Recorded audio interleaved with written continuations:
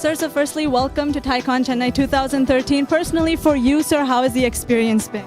Oh, it's fantastic. I think the crowd has been wonderful. The participation has been terrific. And I think the important thing is to get a group like this together, because I always look at a group like this and think, yes, the future of India is safe, because the young entrepreneurs here show such incredible enthusiasm for their ideas. And sir, being a former tennis player yourself, the transition from sports to entrepreneurship, what are the parallels that you've noticed? Any similarities? How's the transition been overall for you? Well, there's always a great analogy of drawing sports with business, simply because you have the opportunity to actually use what you've learned from sport, in that you adapt yourself to different opponents, to different surfaces, different playing conditions, and all these different things that actually you have to adapt to a normal walk of life, especially if you're in business.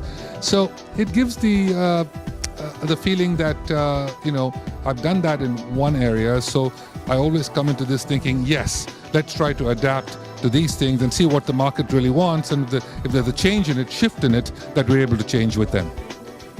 And sir, oftentimes our entrepreneurs tend to forget that it's not only about the work factor, there's also a fun factor to entrepreneurship. Any kind of tips that you'd like to give to our young entrepreneurs? Well, I think first of all, you've got to enjoy what you're doing.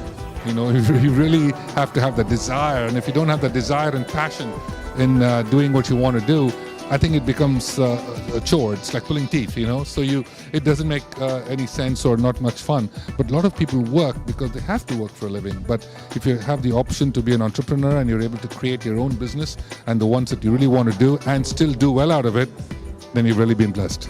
And lastly, sir, how do you think the future of entrepreneurship holds, and how do you think it will be in the future?